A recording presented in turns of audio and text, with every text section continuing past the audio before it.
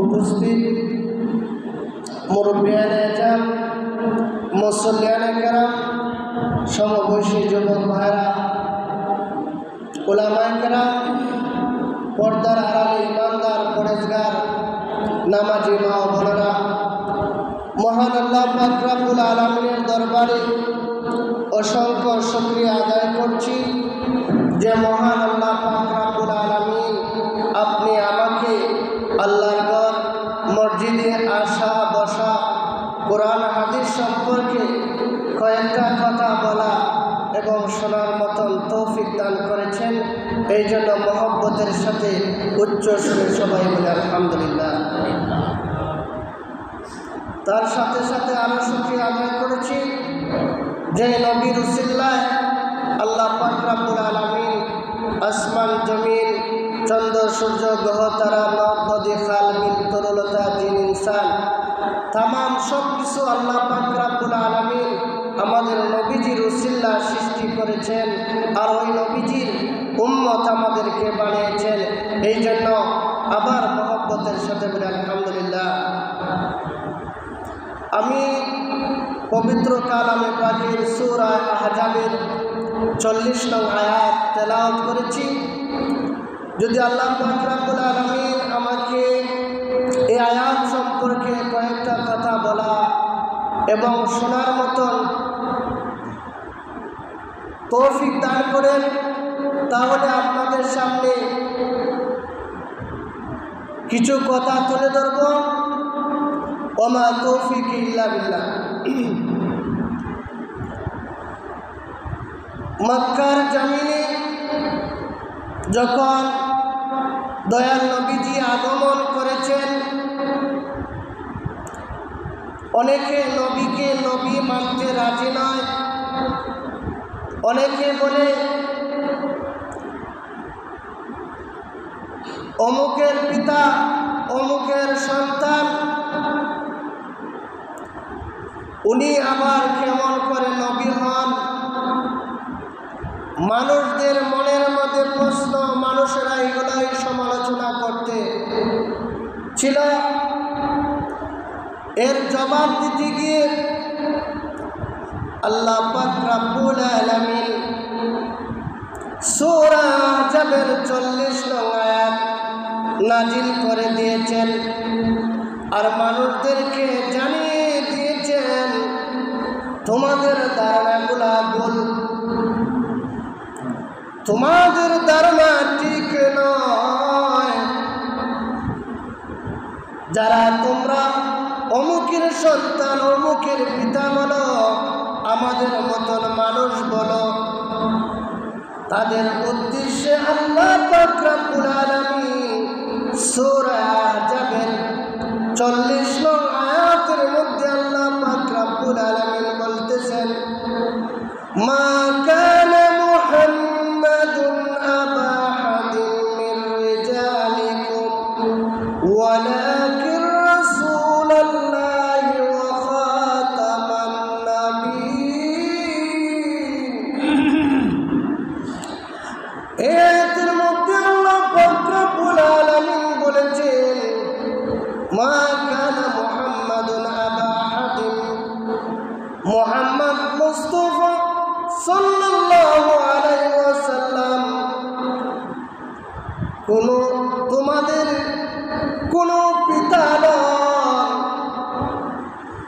মুহাম্মদ মুস্তাফা সাল্লাল্লাহু আলাইহি ওয়াসাল্লাম বলেন ওয়া খাতামান নবিয়্যিন, আখেরি নবী, শেষ নবী। আমি আমার হাবিবকে শেষ নবী হিসাবে দুনিয়ার মধ্যে প্রেরণ করেছি। মুহাম্মদ মুস্তাফা সাল্লাল্লাহু আলাইহি ওয়াসাল্লামের আগমনের পূর্বে আল্লাহ পাক রব্বুল আলামিন অনেক নবী রাসূল দুনিয়ার মধ্যে প্রেরণ করেছেন, এবং আল্লাহ পাক রব্বুল আলামিন আল্লাহর পক্ষ থেকে আসমানি কিতাব 104 খানা কিতাব আল্লাহ পাক রব্বুল আলামিন বিভিন্ন নবী রাসূলের উপর আল্লাহ পাক রব্বুল আলামিন নাজিল করেছেন। বলেন সুবহানাল্লাহ। 104 খানা কিতাবের মধ্য থেকে 100 খানা কিতাবের হলো সহিফা, আর 4 খানা হলো বড় কিতাব। এর মধ্যে কুরআন মাজিদ সর্বশ্রেষ্ঠ কিতাব। কুরআন মাজিদ আমাদের নবী হযরত মুহাম্মদ মুস্তাফা সাল্লাল্লাহু আলাইহি ওয়াসাল্লাম নবীর উপর আল্লাহ পাক রব্বুল আলামিন বিভিন্ন ঘটনার প্রেক্ষিতে 23 বছরে আল্লাহ পাক রব্বুল আলামিন কুরআন নাজিল করেছেন। বিভিন্ন ঘটনার প্রেক্ষিতে বিভিন্ন মাসলা মাসাইল সমাধান দেওয়ার জন্য আল্লাহ পাক রব্বুল আলামিন কুরআন নাজিল করেছেন। তেমনি ভাবে সূরা আহজাবের 40 নং আয়াত আল্লাহ পাক রব্বুল আলামিন ওই মক্কার মানুষদের জানিয়ে দিয়েছেন, ওরে মক্কার মানুষেরা, তোমরা নবীকে সাধারণ মানুষ মনে করো, নবীকে নবী মনে করো না। এই জন্য আল্লাহ পাক রব্বুল আলামিন মা কানা মুহাম্মাদুন আবা আহাদিন মিন রিজালিকুম ওয়ালাকিন রাসূলুল্লাহি ওয়া খাতামান নবিয়্যিন, মুহাম্মদ মুস্তাফা সাল্লাল্লাহু আলাইহি ওয়াসাল্লাম তোমাদের কোনো পিতা নন, তিনি হলেন আখির নবী হযরত মুহাম্মদ মুস্তাফা সাল্লাল্লাহু আলাইহি ওয়াসাল্লাম। দয়াল নবীজিকে মক্কার কাফির বেঈমানরা সাধারণ নবী মানুষ মনে করত, নবী মানত না। আব্দুল্লাহর সন্তান মনে করত, রক্ত মাংসে মানুষ মনে করত। আল্লাহ পাক রব্বুল আলামিন তাদেরকে উদ্দেশ্য করে আল্লাহ পাক রব্বুল আলামিন এই আয়াত নাযিল করেছেন। কিন্তু বর্তমানেও অনেকে আমরা নবী মানতে রাজি না। অনেকে দেখা যায় নবী দাবি করে, কিন্তু আল্লাহ পাক রব্বুল আলামিন খাতামান নবীন শেষ নবী ঘোষণা করে দিয়েছেন, কেউ যদি নবী মানে তাহলে সে কাফের হয়ে যাবে। কারণ আমাদের নবীর পরে আর কোনো নবী দুনিয়ার মধ্যে আসবেন না। দয়াল নবীজির আগমনে শুধু পবিত্র কোরআন নয়, আল্লাহ আরো 104 খানা কিতাব নাজিল করে দিয়েছেন।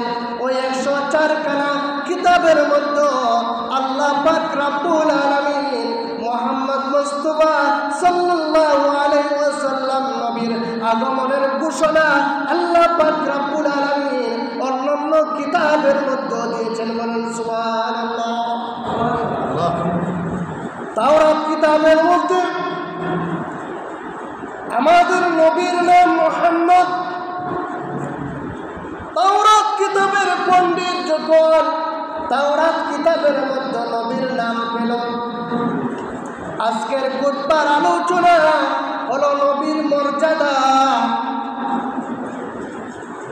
আল্লাহ পাক রব্বুল আলামিন নবীকে মর্যাদা দান করেছেন, কিন্তু সাধারণ মানুষ, আল্লাহর সৃষ্টির মানুষ, যাকে আল্লাহ নবী করে পাঠাইছেন, ওই নবীকে সাধারণ মনে করা এগুলা বোকামি ছাড়ার কিছু নয়। যারা নবীকে নিজের মতন মনে করব তারা কখনো ইমানদার হতে পারে না, কখনো নবীর উম্মত হতে পারে না। আর যারা নবীকে আমাদের মতন মনে করব তারা নবীর সুপারিশ পাবে না। কারণ নবী সর্বশ্রেষ্ঠ নবী। দুনিয়ার মধ্যে যত নবী আগমন করেছেন সব নবীদের নবী হিসাবে আল্লাহ পাক রব্বুল আলামিন দুনিয়ার মধ্যে প্রেরণ করেছেন। আদম আলাইহিস সালাম কে আল্লাহ পাক রব্বুল আলামিন বানানোর পূর্বে আল্লাহ পাক রব্বুল আলামিন লক্ষ লক্ষ কোটি কোটি বছর পূর্বে আল্লাহ পাক রব্বুল আলামিন যখন কিছুই ছিল না, আল্লাহ পাক রব্বুল আলামিন দয়াল নবীজিকে নবী হিসাবে বানাইয়া রাখছেন। আর আদম আলাইহিস সালাম কে বানানোর পরেও আদম আলাইহিস সালাম যখন দুনিয়ার মধ্যে আসলেন, আসার পরে দেখা যায় ভুল করার কারণে ভুল বললে হবে না, কিন্তু আল্লাহ পাক রব্বুল আলামিন সিস্টেম অনুযায়ী আল্লাহ দুনিয়া বানাইলা এবং আদম আলাইহিস সালামকে দুনিয়ার মধ্যে আল্লাহ প্রেরণ করবা। এই জন্য আল্লাহ পাক রব্বুল আলামিন এই গন্ধম ফলের ঘটনা ঘটাই আল্লাহ পাক রব্বুল আলামিন আদম আলাইহিস সালামকে দুনিয়ার মধ্যে পাঠাইলা। সংক্ষেপে বলছি, আদম আলাইহিস সালাম যখন 350 বছর 300 বছর 360 বছর পর্যন্ত কেঁদেছেন, কাঁদার পরে আল্লাহ পাক রব্বুল আলামিন আমাদের নবীর নাম মুবারকের উসিলায় আল্লাহ পাক রব্বুল আলামিন ক্ষমা করে দিয়েছেন। আল্লাহ পাক রব্বুল আলামিন প্রশ্ন করলেন, ওরে আদম, এই নামটা তুমি কোথায় পেলে? লা ইলাহা ইল্লাল্লাহ মুহাম্মাদুর রাসূলুল্লাহ সাল্লাল্লাহু আলাইহি ওয়াসাল্লাম ওই নবীর নাম কোথায় পেলে? তখন আদম আলাইহিস সালাম বলেন, আল্লাহ গো, আমাকে যখন বানাইলা, বানানোর পরে আমার রূহ মুবারক যখন দিলা, আমি আকাশের দিকে তাকাইলাম, দেখলাম আরশ আজিমের মধ্যে আপনার নামের সাথে একটা নাম দেখালে, এই নাম আপনার সাথে লাগান। এই জন্য আমি মনে করেছি ওই নাম মনে আপনার কাছে প্রিয়, এই জন্য ওই নামের উসিলায় আপনার কাছে ক্ষমা চাচ্ছি। আল্লাহ পাক রব্বুল আলামিন বলেন, ওরে আদম, তুমি সত্যি বলেছ, ওই নামটা আমার কাছে বড় প্রিয়। এই নাম যদি আমি না বানাইতাম, তাহলে আজকে আদম তোমারে আমি বানাইতাম না। যাক, সেদিকে যাচ্ছিলাম, তাওরাত কিতাবের মধ্যে যখন তাওরাত কিতাবের পাত্রী যখন দয়াল নবীজির নাম মুবারক যখন পেল, তাওরাত কিতাবের পণ্ডিত মনে করলো আমার নবীর কিতাবের মধ্যে অন্য নবীর নাম থাকবে, এটা হতে পারে না। তাওরাত কিতাবের পণ্ডিত দয়াল নবীজির নাম মুবারককে মুহাম্মদ সাল্লাল্লাহু আলাইহি ওয়াসাল্লামকে যখন কর্তন করে দিল, বলেন নাউযুবিল্লাহ। তাওরাত কিতাবের পাত্রী যখন দয়াল নবীজির নাম তাওরাত কিতাব থেকে কর্তন করে দিল, এরপরের দিন আল্লাহ পাক রব্বুল আলামিন ওই তাওরাত কিতাবের মধ্যে এক জায়গার মধ্যে কাটার কারণে আল্লাহ পাক রব্বুল আলামিন মুহাম্মদ সাল্লাল্লাহু আলাইহি ওয়াসাল্লামের নাম 3 জায়গার মধ্যে দিয়ে দিয়েছে।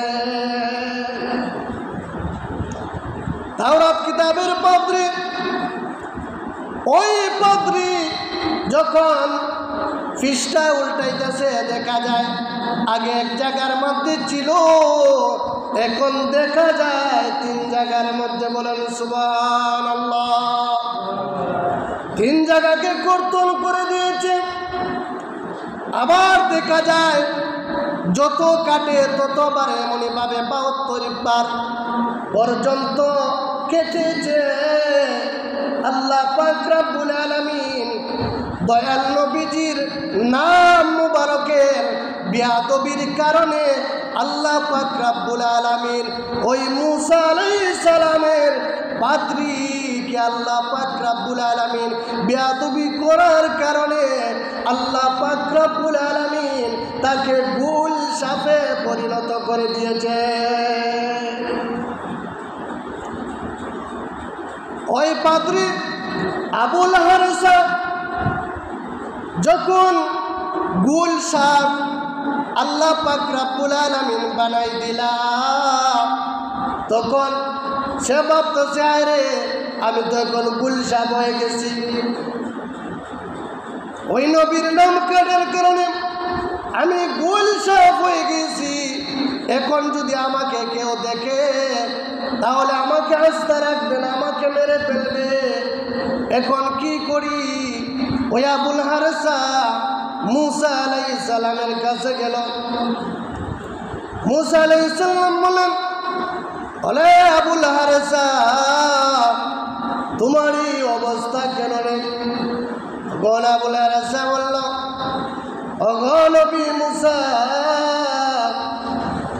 আপনার কিতাবের মধ্যে আমি মুহাম্মদ নামটা পেয়েছিলাম। আমি মনে করেছি আপনার কিতাবের মধ্যে অন্য নবীর নাম থাকবে, এটা আমি চাই না। এই জন্য আমি নামটা কর্তন করে দিয়েছি, এই জন্য আমি গুলশাব হয়ে গিয়েছি। মুসা আলাইহিস সালাম বললেন, আরে আবুল হারসা, তুমি কি বেয়াদবি করেছ রে? যে নবীকে আল্লাহ পাক রব্বুল আলামিন যদি বানাইতা না তাহলে আমি মুসা হইতাম না। আসমান জমিন চন্দ্র সূর্য গ্রহ তারা কিছুই হতো না রে। যেই নবীর সাথে বেয়াদবি করেছ ওই নবী যদি তোমাকে মাফ করেন তাহলে মাফ পাবে।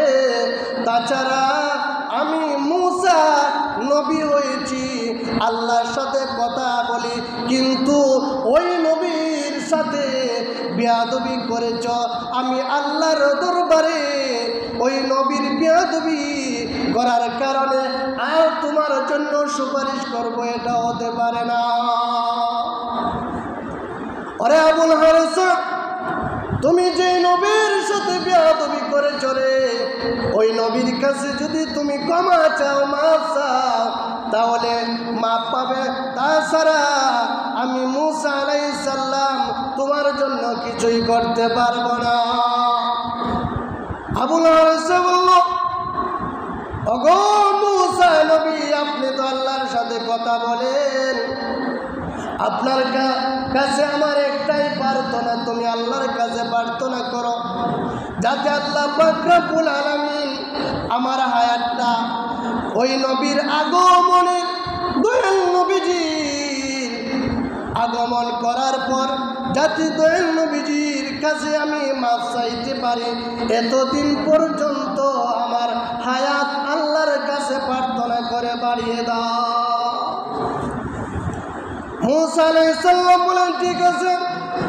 মুসা আলাইহিস সালাম আল্লাহর কাছে প্রার্থনা করলেন। মুসা আলাইহিস সালাম প্রার্থনা করে আল্লাহর দরবারে আবুল হারসার বয়স নবীর আগমন পর্যন্ত আল্লাহ পাক রব্বুল আলামিন হায়াত বাড়িয়ে দিয়েছেন।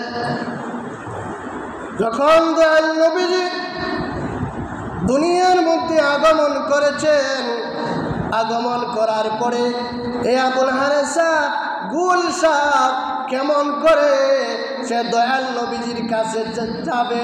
দয়াল নবীজির সাথে সব সময় সাহাবীরা থেকেছেন, এই জন্য আবুল হারসা দয়াল নবীজির কাছে যেতে পারে না। একদিন সুযোগ পেয়েছে আবুল হারসা, দেখা যায় নবী একা একা রাস্তা দিয়ে আসছেন। এমনই ভাবে জঙ্গলা থেকে ওই আবুল হারসা দয়াল নবীজির কাছে যাবে। এমনই সময় আবু জেহেল ওই গুলশাবটা দেখছে। গুলশাবটা দেখার পরে আবুল হারসা একটা পাথর নিচে, পাথর নিয়ে ওই গুলশাবটাকে মেরে ফেলেছে। গুলশাবটা মারার পরে ওই গুলশাবটারে আগুনে ফুরাইছে। আগুনে ফুরাইয়া সালি কইরা দয়াল নবীজির কাছে আগমন করেছে আর বলছে, ওগো ভাতিজা, আমি মুসলমান হয়ে যাব যদি আমার হাতের মুঠের মধ্যে কি আছে তুমি যদি বলতে পারো তাহলে আমি মুসলমান হয়ে যাব। তোমার কালমা গ্রহণ করব। দয়াল নবীজি বললেন, ওগো চাচা, আমি বলতে পারবো তোমার হাতের মধ্যে কি আছে, কিন্তু তুমি তো মুসলমান হবে না। আবু জেহেল বলতেছে, আল্লাহর কসম কে বলছে, যে আল্লাহ আমাকে সৃষ্টি করেছেন, যে আল্লাহ তোমাকে নবী করে দুনিয়ার মধ্যে প্রেরণ করেছেন, আমি ওই আল্লাহর কসমকে বলছি ভাতিজা, আমি এই মুহূর্তে আমি মুসলমান হব যদি তুমি আমার হাতের মধ্যে কি আছে যদি তুমি বলতে পারো। দয়াল নবীজি বললেন, আরে চাচা, তুমি আমার সাথে অনেক বেঈমানি করেছ, অনেক ধোঁকাবাজি করেছ, কিন্তু তারপরে তোমার কথা আমি রাখবো। আমি তোমার হাতের মধ্যে কি আছে বলবো, না তোমার হাতের মধ্যে কি আছে সে বলে দিবে। আবু জেহেল বলতেছে, এটা তো আরো ভালো, আমার হাতের মধ্যে কি আছে সেটা যদি বলে দেয় তাহলে তো আরো ভালো। দয়াল নবীজি বললেন, আবু জেহেলের হাতের মধ্যে কি আছে রে সারা দাও।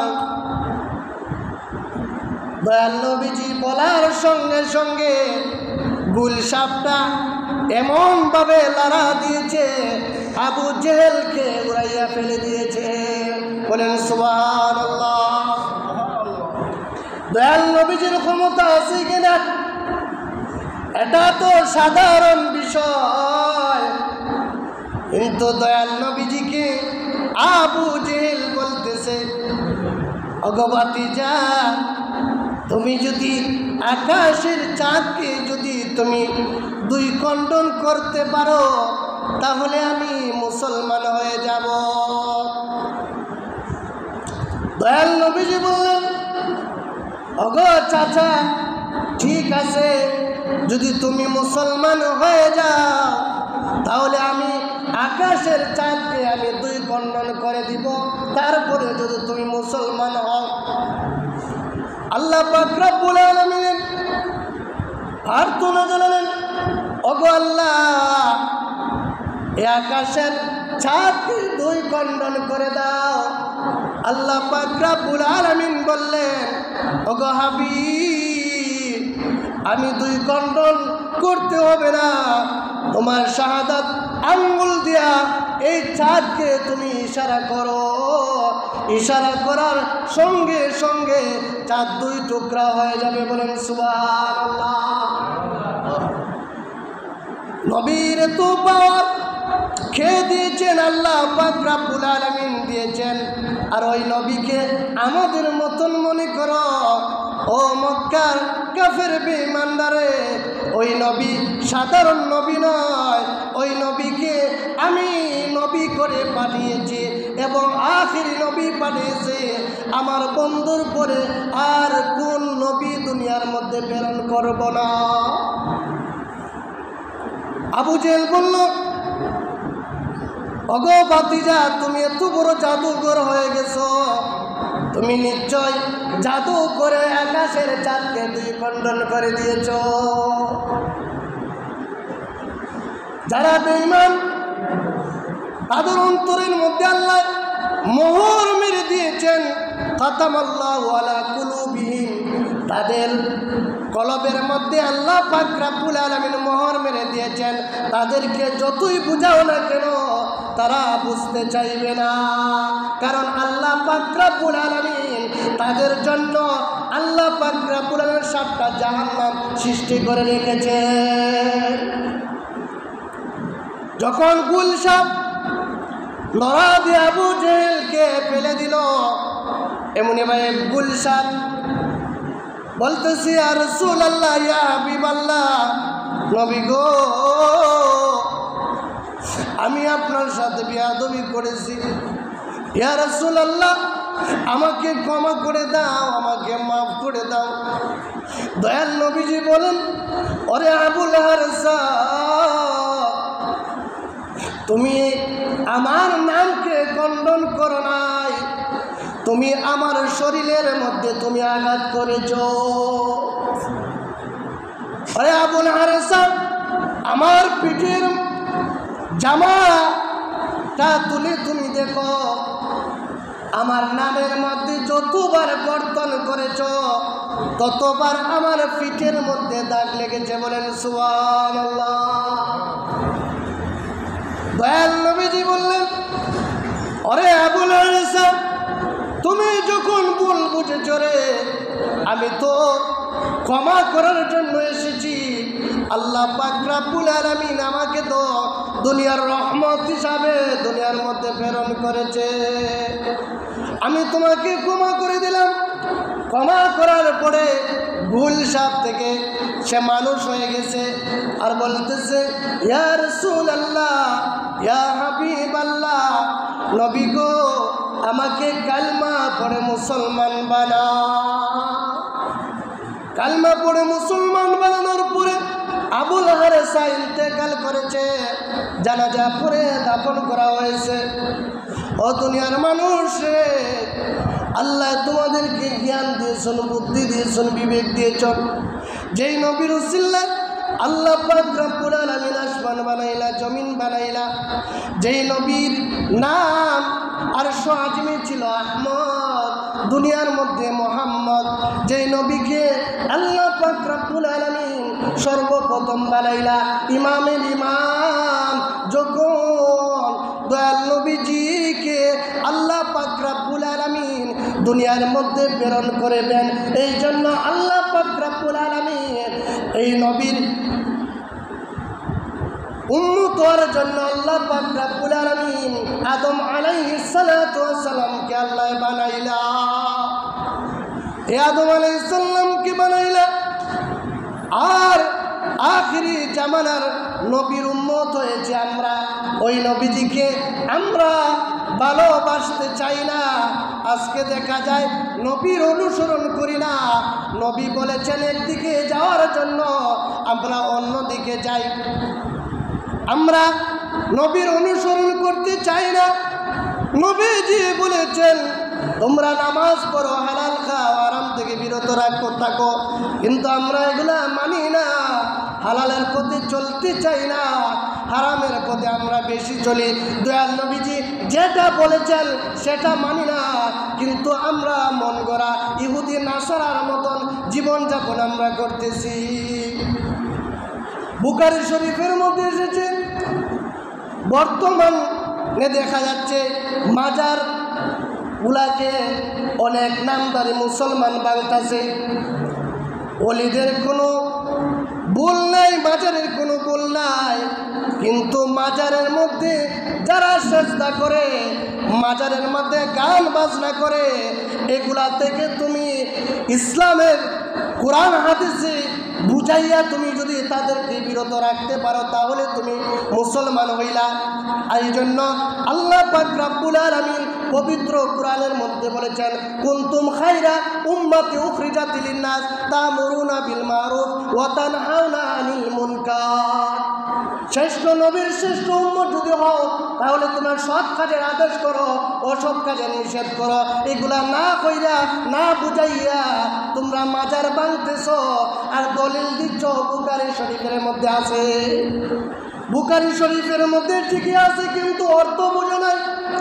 বুখারী শরীফের মধ্যে এসেছে দয়াল নবীজি আলী রাদিয়াল্লাহু তাআলা আনহুকে বলতেছেন, ওরে আলী, যত উঁচু কবর আছে, উঁচু মাজার আছে, এগুলা ভেঙে দাও। এগুলা কার? ওলিদের মাজার ভাঙার কথা বলছেন না ইহুদি নাসারাদের মাজারের কথা বলেছেন? এগুলোটা না বুঝছে দেখা যায় মাজার ভাঙা শুরু করে দিয়েছে। সেই নবীর সময় কি দয়াল নবী বলছিলেন শাহজালালের মাজার ছিল, শাহপুরানের মাজার ছিল, তাহলে ও মুসলমান কেমন মুসলমান হয়েছ? নবীজি আলী রাদিয়াল্লাহু তাআলা আনহুকে ঘোষণা করে দিয়েছেন, আলী উঁচু মাজারগুলা, উঁচু কবরগুলা ভেঙে দাও। ইহুদি নাসারাদের মুশরিকদের কবরের কথা বলেছেন, আর তোমরা ওলিদের মাজারের মধ্যে লাগাইছো। আলা ইন্না আউলিয়াল্লাহি লা খাউফুন আলাইহিম ওয়া লা হুম ইয়াহজানুন। ওলিদের কোনো ভয় নাই, ওলিদের কোনো চিন্তা নাই, ওলি এমনি এমনি হয়ে যান নাই, ওলিরা আল্লাহর ইবাদত করে আল্লাহর ওলি হয়েছে। আর তোমরা কেমন মুসলমান, ওলিদের মাজার মাংস ওলি মানো না। যারা ওলি মানে না কখনো ওলি হতে পারবে না, তারা নবীর দুশ্মন, ওলি আল্লাহর দুশ্মন। বর্তমান সমাজের মধ্যে ফিতনা করে বেঁচে গিয়েছে। এই জন্য আমরা যারা আহলে সুন্নাত ওয়াল জামাত আছি, নবীকে ভালোবাসবো, ওলিকে ভালোবাসবো, নবীকে নূর মানব, নবী হাজির নাজির মানব, নবী গায়েবের খবর দেনেওয়ালা মানব। আল্লাহ পাক রব্বুল আলামিন যেন আমাদেরকে বুঝার মতন তৌফিক দেন। সবাই বলেন আমিন। ওয়ালাম্মা তাম্বা মিন আমনি